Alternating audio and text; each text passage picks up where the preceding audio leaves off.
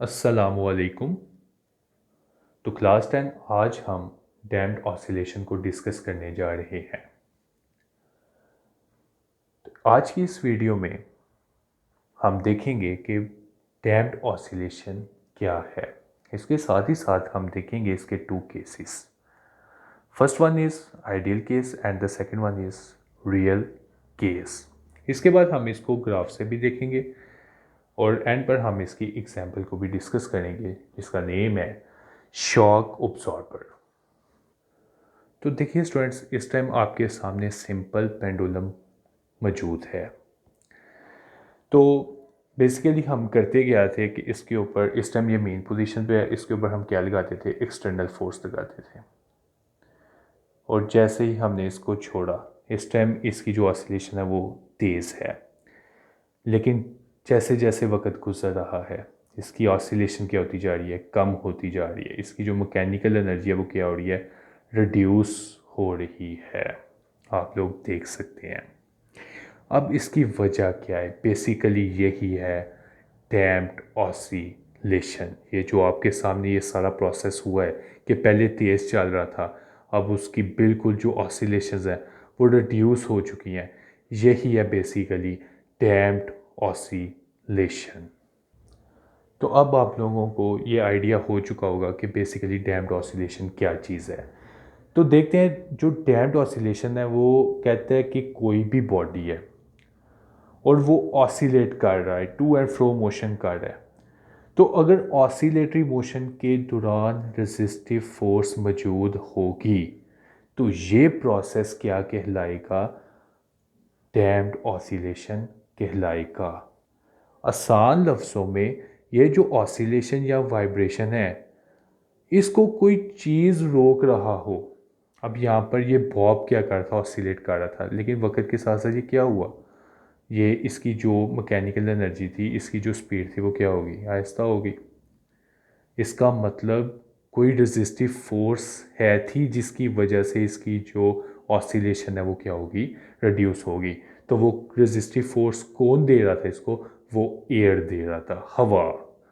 वो जो इसके इर्द गिर्द हवा थी वो इसको क्या प्रोवाइड कर थी, रेजिस्टिव फोर्स प्रोवाइड कर थी। इसी तरह हमारे पास हमने जो एग्जांपल देखी थी, motion of mass attach to spring.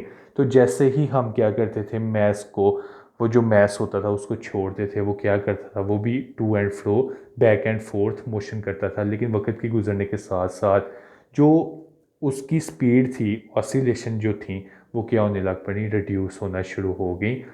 वो क्यों हुई, वहाँ भी कोई रेजिस्टिव फोर्स थी। वो फोर्स कौन दे रहा था, वो जो सरफेस थी नीचे और वो जो मैस था, उन दोनों के दरमियान थी फ्रिक्शनल फोर्स। उस फ्रिक्शनल फोर्स की वजह से उसकी जो ऑसिलेशंस थी वो क्या होने लग पड़ी, रिड्यूस होना शुरू हो गई।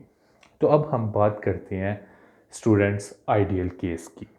आइडियल केस मतलब नो रेजिस्टिव फोर्स। इसका मतलब कोई भी सिंपल पेंडुलम में motion of mass attach to spring है, बॉल एंड बॉल मोशन है, कहते हैं इसमें से सारी रेजिस्टिव फोर्स निकाल दो। मतलब कोई भी, इस जितनी भी एयर है ना इसके इर्द गिर्द, वो सारी ख़त्म कर दो, फ्रिक्शनल फोर्स ख़त्म कर दो। मतलब कोई रिकावट ना रहे, किसी भी किस्म की जो रिकावट है वो ख़त्म हो जाए। तो क्या होगा, कहते हैं जब रेजिस्टिव फोर्स नहीं होगी, हवा नहीं होगी, रिकवर नहीं होगी, और इस दौरान जब हम बॉडी को ऑसिलेट करवाएंगे तो क्या वो स्टॉप होगा, क्या वो रुकेगा, बिल्कुल नहीं। वो चलता जाएगा, टू एंड फ्रो मोशन करता जाएगा, टू एंड फ्रो मोशन करता जाएगा, जिस तरह इस सिंपल पेंडुलम ने स्टार्टिंग में किया था। ये बिल्कुल नहीं रुकेगा क्योंकि रेजिस्टिव फोर्स मौजूद ही नहीं, तो फिर इसको रोकेगा कौन। तो इसी तरह ये क्या कर देगा, ऑसिलेट करता जाएगा। लेकिन रियल लाइफ में ऐसा नहीं है। रियल लाइफ में क्या है मौजूद, रेजिस्टिव फोर्स मौजूद है, presence of resistive force. Daily life में हमेशा रेजिस्टिव फोर्स मौजूद है। फ्रिक्शनल फोर्स की वजह से मैकेनिकल एनर्जी क्या हो जाती है, रिड्यूस होना शुरू हो जाती है। जैसे कि आप लोगों ने अभी सिंपल पेंडुलम में देखा है कि कैसे स्टार्टिंग में उसकी ऑसिलेशन तेज़ थी, ज़्यादा थी, लेकिन आहिस्ता आहिस्ता एयर की रेजिस्टिव फोर्स की वजह से उसकी ऑसिलेशन क्या होगी, कम हो, रिड्यूस होना शुरू होगी। अगर हम इसी को ग्राफ से देखें तो हमने ग्राफ लिया है डिस्प्लेसमेंट और टाइम के दौरान, टाइम के दरमियान। अब हम देखेंगे जब स्टार्टिंग में हमने ऑसिलेट करवाया तो ऑसिलेट कैसे करता है, ऊपर नीचे ऊपर नीचे। तो ये आप देख सकते हैं स्टार्टिंग में उसकी जो ऑसिलेशन थी वो ज़्यादा थी, स्टार्टिंग में क्या थी, ऑसिलेशन ज़्यादा थी। लेकिन टाइम के गुजरने के साथ साथ in presence of resistive force, वहाँ पर रेजिस्टिव फोर्स मौजूद है, तो क्या होने लग गई, उसकी जो मैकेनिकल एनर्जी थी, जो ऑसिलेशन थी, वो रिड्यूस होना शुरू हो गई। तो इसका जो ग्राफ होगा आप देख सकते हैं कि पहले इंक्रीज था तो किस तरफ आ गया, अब ये डिक्रीज़ होना शुरू हो गया। तो बेसिकली यही है डैम्प्ड ऑसिलेशन। डैम्प्ड का मतलब होता है कम होना, उसमें कमी आना, ऑसिलेशन में कमी आना। डैम्प्ड ऑसिलेशन का मतलब है ऑसिलेशंस में कमी आना।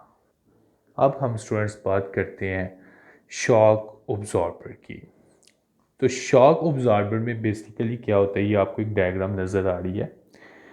तो इसमें क्या होता है, एक पिस्टन होता है जिसकी जो ऊपर वाली साइड होती है वो कार के फ्रेम के साथ अटैच होती है, उसके साथ कनेक्ट होती है। और जो दूसरा होता है, दूसरा इसका ये पिस्टन का एंड, ये बेसिकली कार के एक्सल के साथ अटैच होती है। तो देखिए स्टूडेंट्स, आप लोगों में से मोस्टली जो बच्चे हैं वो बाइक्स चलाते हैं। तो बाज़ औक़ात जब शॉक ख़राब हो जाते हैं बाइक के तो काफ़ी डिस्टरबेंस होती है बाइक चलाने में, ऐसे ही है ना। तो शॉक, इसका मतलब शॉक का बहुत रोल है। तो आइए इस रोल को डिस्कस करते हैं। फॉर एग्ज़ाम्पल, आप लोग गाड़ी में बैठे हैं। अब गाड़ी में जैसे ही गाड़ी चल रही है और अचानक पिट्स एंड बम्प्स आ जाते हैं, लेकिन आपको गाड़ी में महसूस नहीं होते। उसकी वजह क्या है, उसकी वजह को अब हम देखते हैं। ये पिस्टन है, इसके इर्द गिर्द क्या है, स्प्रिंग। अब इसके इर्द गिर्द क्या है, ऑयल है। इस पिस्टन के गिर्द क्या है, ऑयल है। अब जैसे ही कार जंपर से गुजरेगी, पिस्टन क्या होगा, ये जो पिस्टन होगा, ये जो स्प्रिंग होगा, ये क्या होगा, ये प्रेस होगा। क्या होगा, प्रेस होगा।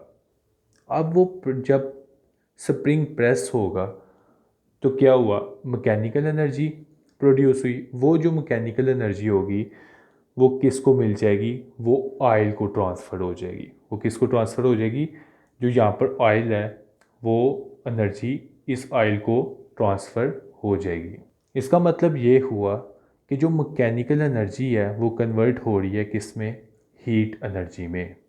अब जैसे ही आप जंपर से गुज़र जाएंगे तो पिस्टन को तो अचानक खुलना चाहिए, इसको तो ऐसे खुलना चाहिए, ज़ोर से खुलना चाहिए और झटका लगना चाहिए, लेकिन ऐसे नहीं होता, क्योंकि जो एनर्जी है वो क्या हो गई है, ट्रांसफ़र हो गई है। और वो ऑयल, ये एनर्जी जो उसको ट्रांसफ़र हुई है वो वापस नहीं देगा। तो जब एनर्जी ही नहीं मिली तो ये स्प्रिंग क्या होगा, क्या तेज़ी से खुलेगा, बिल्कुल नहीं। ये स्प्रिंग भी क्या होगा, ये आहिस्ता आहिस्ता ओपन होगा। और इस तरह से जो झटका है वो भी बिल्कुल फील नहीं होगा। और इस तरह ये जो ऑसिलेशन है, आप लोग देख सकते हैं कि ऑसिलेशन में क्या हुई, जैसे प्रेस हुआ उतनी स्पीड से नहीं खुला, क्या हुआ, आहिस्ता आहिस्ता, मतलब ऑसिलेशन में क्या हो गई है, कमी हुई है। और इसी को बेसिकली डैम्प्ड ऑसिलेशन कहते हैं। तो ये था स्टूडेंट्स डैम्प्ड ऑसिलेशन, उसके टू केसेस। आइडियल केस जिसमें हमने देखा नो रेजिस्टिव फोर्स की वजह से ऑसिलेशन क्या होती हैं, कॉन्टिन्यूसली मोशन में रहती हैं। लेकिन रियल केस में क्या देखा कि रेजिस्टिव फोर्स की मौजूदगी में जब मोशन हो रही होती है तो उसकी जो मैकेनिकल एनर्जी होती है वो क्या हो रही होती है, रिड्यूस हो रही होती है। तो इंशाल्लाह नेक्स्ट वीडियो में आपसे मुलाकात होगी। अल्लाह हाफिज़।